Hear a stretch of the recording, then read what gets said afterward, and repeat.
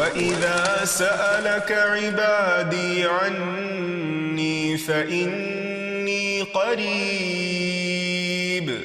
أُجِيبُ دَعْوَةَ الدَّاعِ إِذَا دَعَانِ.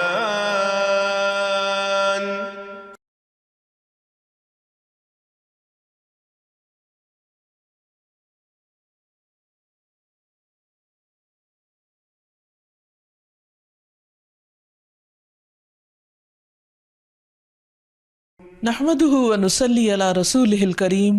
اما بعد فاعوذ بالله من الشيطان الرجيم بسم الله الرحمن الرحيم رب اشرح لي صدري ويسر لي امري واحلل عقدة من لساني يفقهوا قولي.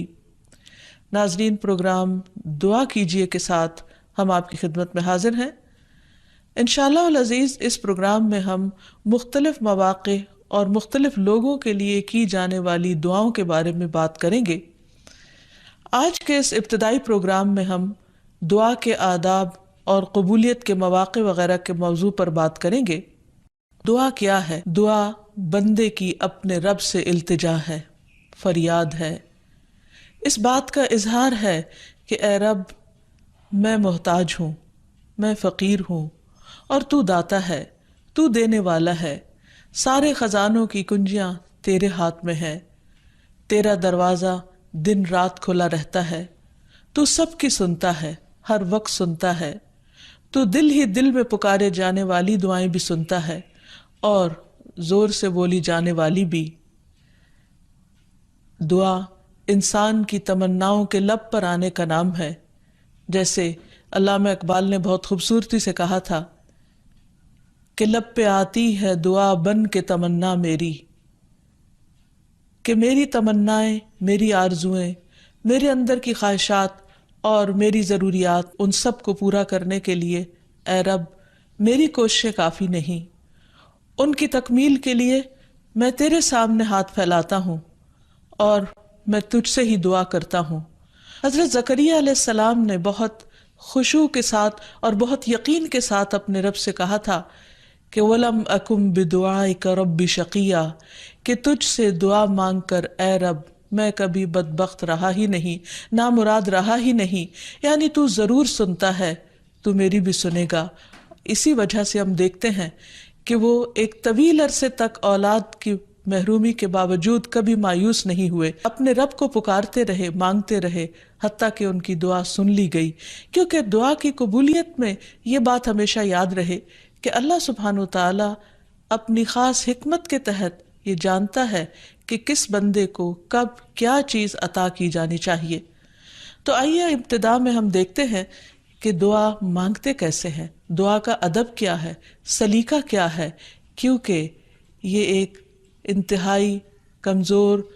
اور عاجز انسان کے الفاظ اس کے عظیم رب کی بارگاہ میں اٹھتے ہیں، تو پھر یہ کیسے ہونے چاہیے تاکہ دعائیں قبول ہو جائیں.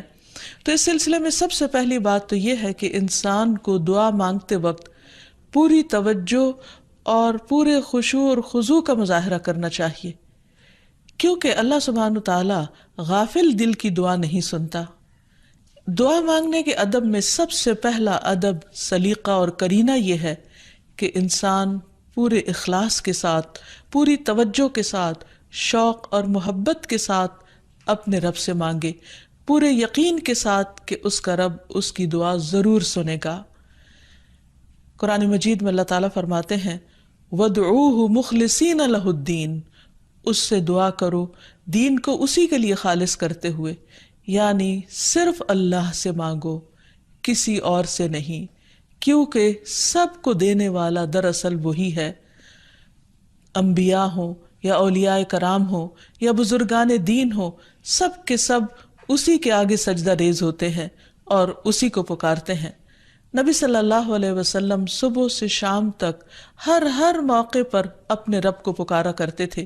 اور وہ تمام دعائیں احادیث کی کتابوں میں ہمیں صحیح سند کے ساتھ ملتی ہیں کہ کس طرح آپ صلی اللہ علیہ وسلم صبح بستر سے اٹھتے وقت اپنے رب کو پکارتے، پھر نماز میں کون کون سی دعائیں مانگتے، پھر اسی طرح کھانا کھانے سے پہلے، کھانا کھانے کے بعد، یہاں تک کہ اگر چھینک آئے تو اس وقت کیا پڑھا جائے، اور اسی طرح رات کو سوتے وقت اور بے شمار مواقع کی دعائیں، اور اس کے علاوہ بھی نبی صلی اللہ علیہ وسلم کی دعائیں بہت ہی خوبصورت انداز میں مختلف کتابوں میں ہمیں ملتی ہیں، جس سے ہمیں دعا مانگنے کا سلیقہ اور ادب پتہ چلتا ہے، کیونکہ نبی صلی اللہ علیہ وسلم اللہ کے محبوب تھے، اور کس طرح اللہ کے محبوب نے اپنی عاجزی اور انکساری کا اظہار اپنے رب کے حضور کیا ہے، وہ ہمارے لیے ایک بہترین نمونہ ہے۔ پھر دعا مانگنے کے ادب میں ایک اہم ترین ادب یہ ہے کہ انسان توجہ سے مانگے۔ حدیث میں آتا ہے کہ اللہ سبحانہ وتعالیٰ غافل دل کی دعا نہیں سنتا، یعنی انسان جب مانگے تو واقعی اس کو یہ معلوم ہو کہ وہ کیا مانگ رہا ہے، اور پھر تضرع اور عاجزی کے ساتھ بار بار اصرار کر کے مانگے، یہ نہ کہے کہ اے رب تو چاہے تو دے دے اور تو نہیں چاہتا تو نہ دے، نہیں، بلکہ پورے یقین کے ساتھ اپنے رب سے مانگے، اور اس بات کا بھی پورا یقین ہونا چاہیے کہ رب دعا سنتا ہے، کیونکہ وہ دیتا ہے۔ رب نہ سوتا ہے، نہ اس کو اونگ آتی ہے، نہ اس کو نیند آتی ہے، اور اس کو دینے کے لیے کسی سے مشورے کی بھی ضرورت نہیں ہوتی، کوئی اس پر جبر نہیں کر سکتا، کسی کا اس پر زور نہیں۔ اس لیے انسان جب اس سے مانگے تو یہ سوچ کے مانگے کہ اس کو دینے میں پورا پورا اختیار ہے اور وہ میری دعا بھی ضرور سنے گا۔ پھر اسی طرح انسان اپنی عاجزی اور مسکنت کا اظہار کرے، مانگتے وقت انسان اپنے اندر کو بالکل تکبر سے خالی کر لے اور یہ سمجھے کہ میں ایک انتہائی حقیر چیز ہوں اور میرا رب عظیم خالق ہے، پوری کائنات کا مالک ہے، اور میں اسی کے آگے ہاتھ پھیلا رہا ہوں، جو میرے اٹھے ہوئے ہاتھوں کو کبھی خالی نہیں لوٹائے گا، اور اس کو دینے سے محبت ہے، وہ دے کر خوش ہوتا ہے اور دعا کرنے والے سے محبت رکھتا ہے، اور جو دعا نہیں کرتا اللہ تعالیٰ اس سے ناراض ہوتا ہے۔ اللہ سبحانہ وتعالیٰ قرآن مجید میں خود فرماتے ہیں وَقَالَ رَبُّكُمُ ادْعُونِي أَسْتَجِبْ لَكُمْ، تمہارا رب کہتا ہے مجھ سے دعا مانگو، ادعونی استجب لکم، میں تمہاری دعائیں قبول کروں گا۔ اس لیے رب کے وعدے پر یقین کرتے ہوئے ہمیں دعا کرتے رہنا چاہیے۔ پھر اسی طرح یہ ہے کہ دعا میں عاجزی اور انکساری کے ساتھ ساتھ گریہ وزاری بھی ہونی چاہیے، جس طرح نبی صلی اللہ علیہ وسلم بدر کے موقع پر اللہ سبحانہ وتعالیٰ کے حضور آہوزاری کے ساتھ دعائیں کر رہے تھے۔ اس سلسلے میں روایت میں آتا ہے کہ نبی صلی اللہ علیہ وسلم قبلہ رخ ہو کر گڑ گڑا کے دعا کر رہے تھے کہ اے اللہ میرے لیے اپنے کیے ہوئے وعدے کو پورا فرما، اے اللہ اپنے وعدے کے مطابق عطا فرما، اے اللہ اگر اہل اسلام کی یہ جماعت ہلاک ہو گئی تو زمین پر تیری عبادت نہ کی جائے گی۔ اور پھر اس قدر عاجزی و زاری تھی کہ حضرت ابوبکر صدیق رضی اللہ تعالیٰ عنہ نے جب آپ کو دیکھا تو پیچھے سے آ کر آپ سے چمٹ گئے اور کہنے لگے کہ اے اللہ کے نبی اب بہت کافی ہو چکا، آپ نے اپنے رب سے بہت کچھ مانگ لیا، اللہ تعالیٰ آپ سے کیے ہوئے وعدے کو ضرور پورا کرے گا۔ پھر اسی طرح یہ ہے کہ انسان دعا میں تکرار کرے، یہ نہ ہو کہ ایک بار مانگے، دو بار مانگے اور اس کے بعد تھک کر بیٹھ جائے اور یہ کہے کہ میری دعا تو سنی نہیں جاتی، اس لیے دعا مانگنے کا فائدہ نہیں۔ ہم دیکھتے ہیں کہ کس طرح انبیاء علیہ السلام مسلسل دعائیں مانگتے رہے، اصرار کے ساتھ مانگتے رہے۔ اس سلسلے میں ہمیں رسول اللہ صلی اللہ علیہ وسلم کی ایک حدیث سے بھی پتہ چلتا ہے کہ جب اصرار کے ساتھ اور تکرار کے ساتھ انسان دعا کرتا ہے تو اس کا کیا فائدہ ہوتا ہے۔ آپ صلی اللہ علیہ وسلم نے فرمایا جس شخص نے 3 مرتبہ اللہ تعالیٰ سے جنت مانگی، جنت اس کے لیے دعا کرنے لگتی ہے کہ اے اللہ اسے جنت میں داخل کر دے، اور جو شخص 3 مرتبہ دوزخ سے پناہ مانگے تو دوزخ اس کے لیے دعا کرنے لگتی ہے کہ یا رب اس شخص کو دوزخ سے پناہ دے۔ پھر اسی طرح یہ ہے کہ انسان کو چاہیے کہ انسان مانگنے کے انداز میں ہاتھ اٹھا کر اللہ تعالیٰ سے مانگے، کیونکہ اللہ سبحانہ وتعالیٰ بہت حیا والا ہے، بہت کرم فرمانے والا ہے۔ اس کو اس بات سے شرم آتی ہے کہ اس کا کوئی بندہ اس کے آگے ہاتھ پھیلائے اور پھر اللہ تعالیٰ ان ہاتھوں کو خالی لوٹا دے۔ وہ سب سے بڑا بادشاہ ہے، حقیقی بادشاہ، مالک کائنات، سارے خزانوں کا مالک، وہ کبھی بھی اپنے بندے کو خالی ہاتھ نہیں لوٹاتا۔ ہاں یہ ضرور ہے کہ کبھی وہ انسان کو فوراً مل جاتا ہے جو انسان اپنے لیے طلب کرتا ہے، اور کبھی ایسا ہوتا ہے کہ اس سے بہتر کچھ اور عطا کر دیا جاتا ہے، یا اس سے کوئی آنے والی مصیبت ٹال دی جاتی ہے، یا پھر آخرت میں اس کے لیے اس دعا کے اجر کو ذخیرہ کر دیا جاتا ہے، جسے دیکھ کر انسان تمنا کرے گا کہ کاش دنیا میں اس کو اپنی دعاؤں کے صلے میں کچھ بھی نہ ملا ہوتا۔ پھر اسی طرح یہ ہے کہ دعا کرتے وقت انسان کو حمد و ثنا کے ساتھ آغاز کرنا چاہیے، یعنی اللہ سبحانہ وتعالیٰ کی تعریف کرنی چاہیے، نبی صلی اللہ علیہ وسلم پر درود شریف پڑھنا چاہیے، اور اس کے بعد اپنی عرض رکھنی چاہیے۔ تو جس دعا کے آگے پیچھے درود شریف پڑھ لیا جائے وہ دعا بھی قبول ہوتی ہے۔ فضالہ بن عبید رضی اللہ عنہ سے روایت ہے کہ ایک مرتبہ رسول اکرم صلی اللہ علیہ وسلم تشریف فرما تھے، ایک شخص آیا اور اس نے نماز پڑھی، پھر کہنے لگا اے اللہ مجھے بخش دے اور مجھ پر رحم کر۔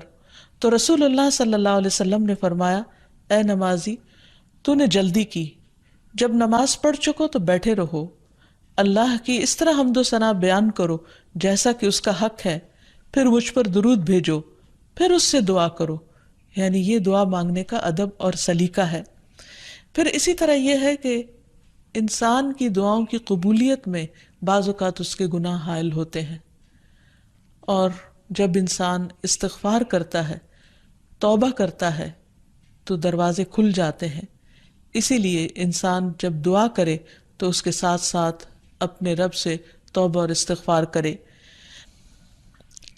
پھر اسی طرح دعا کرنے کے ادب میں سے ایک چیز یہ بھی ہے کہ انسان جب دعا کرنا شروع کرے تو سب سے پہلے اپنے لیے دعا کرے، پھر اپنے قریبی لوگوں کے لیے دعا کرے، اور پھر تمام لوگوں کے لیے دعا کرے۔ جیسے حضرت ابراہیم علیہ السلام کی دعا میں آتا ہے ربنا اغفر لی ولوالدی وللمؤمنین یوم یقوم الحساب، کہ اے ہمارے رب مجھے بخش دے اور میرے والدین کو بخش دے اور تمام مومنوں کو بخش دے جس دن حساب کتاب قائم ہو۔ پھر اسی طرح دعا مانگنے کے آداب میں سے یہ بھی ہے کہ انسان جامع الفاظ کے ساتھ، بہترین الفاظ کے ساتھ دعا مانگے، اور اس سلسلے میں ہم دیکھتے ہیں کہ نبی صلی اللہ علیہ وسلم سے بڑھ کر کس کے الفاظ جامع ہو سکتے ہیں، کمپریہنسو، کہ کم الفاظ میں زیادہ بڑی چیزیں مانگی گئی ہیں۔ اس لیے ہمیں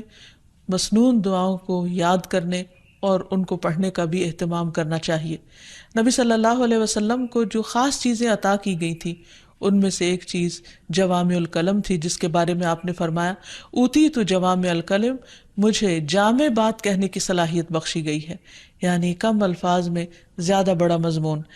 پھر اسی طرح انسان کو اپنے نیک اعمال کو وسیلہ بنا کر دعا کرنی چاہیے۔ اگر زندگی میں انسان نے خالصتاً اللہ تعالیٰ کے لیے کچھ کام کیا ہو تو مشکل وقت میں، تکلیف کے وقت میں، پریشانی کے وقت میں انسان اپنے رب کے سامنے اس نیک عمل کا ذکر کر کے اس کے وسیلے سے دعا کرے۔ جیسے ہمیں ایک حدیث سے پتہ چلتا ہے کہ کچھ لوگ کہیں سفر پر جا رہے تھے تو راستے میں بارش شروع ہو گئی، بارش سے بچنے کے لیے انہوں نے غار میں پناہ لی، تو اتنے میں ایک بڑا پتھر لڑک کر غار کے دروازے کے آگے آ گرا اور غار کا دروازہ بند ہو گیا، اور اس طرح وہ باہر نہیں نکل پا رہے تھے۔ تو اس وقت ان تینوں نے آپس میں یہی سوچا کہ ہم اپنے اس عمل کو سامنے رکھ کر اللہ تعالیٰ سے دعا کرتے ہیں جو خالصتاً ہم نے اللہ تعالیٰ کی رضا کے لیے کیا۔ تو بہرحال تینوں نے اپنے اپنے نیک عمل کا ذکر کیا، جس کی بدولت ان کی دعا قبول ہو گئی اور غار کے پتھر ہٹ گیا جو کہ بظاہر ناممکنات میں سے تھا، اور اس طرح وہ لوگ وہاں سے نکل آئے، ادروائز ان کی زندگی بھی خطرے میں تھی۔ پھر اسی طرح یہ ہے کہ اللہ تعالیٰ کے خوبصورت ناموں کو وسیلہ بنا کر دعا کرنی چاہیے۔ قرآن مجید میں آتا ہے وَلِلَّهِ الْأَسْمَاءُ الْحُسْنَى فَادْعُوهُ بِهَا، اور اللہ کے لیے ہیں اچھے اچھے نام، بس اسے پکارو ان ناموں کے ذریعے، یعنی ان کے وسیلے سے۔ تو اللہ سبحانہ وتعالیٰ کے نام مختلف دعاؤں کے آخر میں بھی آتے ہیں، اور اس کے علاوہ اللہ تعالیٰ کے ان سارے ناموں کو پڑھ کر بھی دعا کی جا سکتی ہے، یا پھر کسی خاص نام کے ساتھ بھی اس کو پکارا جا سکتا ہے۔ جیسے عموماً ہم یا اللہ تو کہتے ہی ہیں، یا پھر یا رب، یا رحمان، یا رحیم، یا کریم، یا ذی الجلال والاکرام، یا حی یا قیوم برحمتک استغیث۔ ان اچھے اچھے ناموں کے ساتھ اللہ تعالیٰ کو بار بار پکار کر دعا کرنے سے دعا قبول ہوتی ہے۔ پھر اسی طرح اگر کوئی شخص باوضو دعا کرتا ہے تو اس کی دعا بھی قبول ہوتی ہے۔ اس سلسلے میں ہم دیکھتے ہیں ابو عامر رضی اللہ عنہ جب شہید ہوئے تو ابو موسیٰ اشعری رضی اللہ عنہ نے آ کر نبی صلی اللہ علیہ وسلم کو اس کی خبر دی، اور کہا کہ ابو عامر نے کہا تھا کہ آپ صلی اللہ علیہ وسلم سے کہنا کہ میرے لیے استغفار کریں۔ آپ نے پانی طلب فرمایا، وضو کیا، پھر ہاتھ اٹھا کر دعا کی، اے اللہ عبید ابو عامر کی مغفرت فرما۔ پھر اسی طرح دعا کی قبولیت کے آداب میں سے ایک ادب یہ بھی ہے کہ انسان حلال رزق کا اہتمام کرے۔ نبی اکرم صلی اللہ علیہ وسلم نے ایک شخص کا ذکر کیا کہ وہ طویل سفر کرتا ہے، پریشان حال ہے اور خاک آلود ہے اس کے بال اور اس کا لباس، اور وہ بہت تھکا ہوا ہے اور اپنے ہاتھ آسمان کی طرف اٹھا کر کہتا ہے یا رب یا رب، لیکن اس کی دعا کہاں سے قبول کی جائے؟ اس کا کھانا بھی حرام کا، اس کا پہننا بھی حرام کا، اور وہ حرام پر ہی پرورش پایا، تو اس کی دعا کہاں سے قبول ہو؟ تو اس سے یہ پتہ چلتا ہے کہ انسان اگر یہ چاہتا ہے کہ اس کی دعائیں قبول ہوں تو وہ اپنے کھانے پینے اور اپنے لباس اور اپنی زندگی میں بھرپور طریقے سے حلال کا اہتمام کرے۔ پھر اسی طرح یہ ہے کہ دعا میں تصنع اور تکلف سے پرہیز کرنا چاہیے۔ اس سلسلے میں ایک حدیث میں آتا ہے، ابن عباس فرماتے ہیں کہ دعا میں قافیہ بندی سے پرہیز کرتے رہنا، کیونکہ میں نے رسول اللہ صلی اللہ علیہ وسلم اور آپ کے صحابہ کو دیکھا ہے کہ وہ ہمیشہ اس سے اجتناب کرتے تھے، یعنی اس سے بچا کرتے تھے۔ پھر اسی طرح دعا میں مبالغے سے بھی پرہیز کرنا چاہیے۔ نبی صلی اللہ علیہ وسلم نے فرمایا عنقریب اس امت میں ایسے لوگ آئیں گے جو طہارت اور دعا میں مبالغہ کریں گے، یعنی حد سے زیادہ لمبی دعائیں کریں گے، کیونکہ دعا اس وقت تک انسان کو کرنی چاہیے جب تک اس کا خشوع و خضوع قائم رہے اور واقعی وہ اللہ سے دعا کر رہا ہو۔ لیکن صرف لمبی دعا اس لیے کہ شاید بہت زیادہ لمبی دعا کرنے سے زیادہ قبولیت ہوگی، تو اصل چیز کوالٹی ہے۔ بعض اوقات انسان صرف ایک جملہ بولتا ہے لیکن اتنے درد کے ساتھ، اتنے احساس کے ساتھ، اتنی شدت کے ساتھ کہ وہی کافی ہو جاتا ہے۔ جیسے یونس علیہ السلام نے مچھلی کے پیٹ میں پکارا تھا، لا الہ الا انت سبحانک انی کنت من الظالمین، کہ لا الہ الا انت، نہیں کوئی الہ مگر تو ہی، سبحانک تو پاک ہے، انی کنت من الظالمین، بے شک میں ظالموں میں سے ہوں، میں گناہ گاروں میں سے ہوں۔ تو ان کی دعا فوراً سن لی گئی، قبول کر لی گئی۔ پھر اسی طرح کچھ اوقات اور مقامات ایسے ہیں کہ جہاں انسان کی دعا قبول ہوتی ہے، مثلاً رات کے آخری حصے میں دعائیں بہت قبول ہوتی ہیں۔ حدیث میں آتا ہے رسول اللہ صلی اللہ علیہ وسلم نے فرمایا ہمارا رب تبارک و تعالی ہر رات کو اس وقت آسمان دنیا پر آتا ہے جب رات کا آخری تہائی حصہ رہ جاتا ہے، وہ کہتا ہے کوئی مجھ سے دعا کرنے والا ہے کہ میں اس کی دعا قبول کر لوں؟ کوئی مجھ سے مانگنے والا ہے کہ میں اسے عطا کر دوں؟ کوئی مجھ سے بخشش طلب کرنے والا ہے کہ میں اسے بخش دوں؟ یعنی اگر کوئی اس وقت مجھ سے دعا کرے گا تو میں ضرور اس کی دعا قبول کر لوں گا۔ لیکن عموماً رات کے آخری حصے میں انسان گہری نیند میں چلا جاتا ہے اور یہ قبولیت کا وقت اس سے کھو جاتا ہے۔ تو اس خصوصی طور پر اگر انسان کی زندگی میں کوئی پریشانی ہو یا کچھ چیزوں کے بارے میں وہ واقعی سنجیدہ ہو کہ وہ اسے ملنی چاہیے دنیا اور آخرت کی کامیابیوں میں سے، بھلائیوں اور خیر میں سے، تو اس کو چاہیے کہ اس وقت میں دعا کا اہتمام کرے۔ نبی صلی اللہ علیہ وسلم نے یہ بھی فرمایا کہ تمام اوقات سے زیادہ بندہ پچھلی رات میں اپنے رب کے قریب ہوتا ہے، بس اگر تم سے ہو سکے تو تم اس گھڑی میں اللہ کو یاد کرنے والوں میں سے بن جاؤ تو ضرور بن جاؤ۔ پھر اسی طرح آذان کے بعد اور اقامت سے پہلے دعا قبول ہوتی ہے، یعنی مؤذن جب آذان دے رہا ہو تو جو الفاظ وہ دہرا رہا ہو ان کو دہراتے جانا چاہیے، سوائے حی علی الصلاۃ اور حی علی الفلاح کے، کہ اس کے جواب میں لا حول ولا قوت الا باللہ پڑھنا چاہیے۔ اور جب مؤذن آذان کہہ چکے تو آذان کے بعد کی دعا پڑھ کے، درود شریف پڑھ کر، جو بھی انسان کے دل میں حاجت ہو وہ اپنے رب کے سامنے رکھے، تو وہ دعا کے قبولیت کا وقت ہوتا ہے، اس وقت آسمان کے دروازے کھلتے ہیں۔ تو اس وقت انسان کو یہ وقت ضائع نہیں کرنا چاہیے اور چھوٹی چھوٹی چیزیں بھی اپنے رب سے مانگتے چلے جانا چاہیے تاکہ انسان کسی انسان کا محتاج نہ ہو۔ پھر اسی طرح سجدہ میں انسان اپنے رب کے بہت قریب ہوتا ہے، اس وقت دعائیں خوب سنی جاتی ہیں، تو خوب انسان کو پکارنا چاہیے۔ فرض نماز کے بعد دعا قبول ہوتی ہے، تو فرض نماز کے بعد آیت الکرسی پڑھنا اور دعا مانگنا انسان کے فائدے میں ہے، بجائے اس کے کہ انسان فوراً مصلی سے اٹھ جائے یا ادھر ادھر کی باتیں شروع کر دے۔ پھر اسی طرح جمعے کے دن ایک خاص گھڑی ہوتی ہے جس میں انسان کی دعا قبول ہوتی ہے، اور اس کے بارے میں ایک روایت میں آتا ہے کہ وہ جمعے کے دن کی آخری گھڑی ہوتی ہے۔ تو بہرحال جمعے کے دن خصوصی طور پر دعاؤں کے مانگنے کا اہتمام کرنا چاہیے۔ پھر اسی طرح ماہ رمضان میں ہر دن اور رات میں ایک گھڑی ایسی ہوتی ہے کہ جس میں دعا قبول ہوتی ہے، اس وقت بھی زیادہ سے زیادہ دعائیں مانگنی چاہیے۔ عرفہ کے دن اللہ سبحانہ و تعالیٰ سب سے زیادہ لوگوں کو جہنم کی آگ سے آزاد کرتا ہے، تو اس دن وہاں کے لوگ جو حج پر گئے ہیں وہ تو دعائیں مانگتے ہی ہیں، اور جو لوگ نہیں بھی جا سکے وہ بھی اس دن کی برکت سے فائدہ اٹھاتے ہوئے خوب خوب دعائیں کریں۔ پھر اسی طرح بارش ہوتے وقت بھی دعا قبول ہوتی ہے، پھر زمزم پیتے وقت دعائیں قبول ہوتی ہیں، قرآن مجید کی تلاوت کے بعد دعا قبول ہوتی ہے، تو انسان کو ان مواقع سے خوب خوب فائدہ اٹھانا چاہیے۔ پھر اسی طرح مریض اور میت کے پاس جو دعائیں کی جاتی ہیں وہ بھی قبول ہوتی ہیں۔ اور آخر میں یہ کہ رسول اللہ صلی اللہ علیہ وسلم نے بعض ایسے کلمات بتائے ہیں کہ جن کے ساتھ اگر اللہ تعالیٰ کو پکارا جائے تو انسان کی دعا قبول ہوتی ہے، اور وہ ہیں اللهم إني أسألك يا الله الأحد الصمد الذي لم يلد ولم يولد ولم يكن له كفوا أحد أن تغفر لي ذنوبي إنك أنت الغفور الرحيم۔ اے اللہ، بے شک میں تجھ سے سوال کرتا ہوں، اے اللہ جو اکیلا ہے، بے نیاز ہے، ایسی ذات ہے جس نے کسی کو جنم نہیں دیا اور نہ ہی وہ جنم دیا گیا اور نہ ہی اس کا کوئی ہمسر ہے، یہ کہ تو میرے لیے میرے گناہوں کو بخش دے، بے شک تو بہت بخشنے والا نہایت مہربان ہے۔ تو نبی صلی اللہ علیہ وسلم نے اس شخص کے بارے میں جو یہ دعا پڑھ رہا تھا، آپ نے 3 بار فرمایا کہ اس کو بخش دیا گیا، اس کو بخش دیا گیا، اس کو بخش دیا گیا،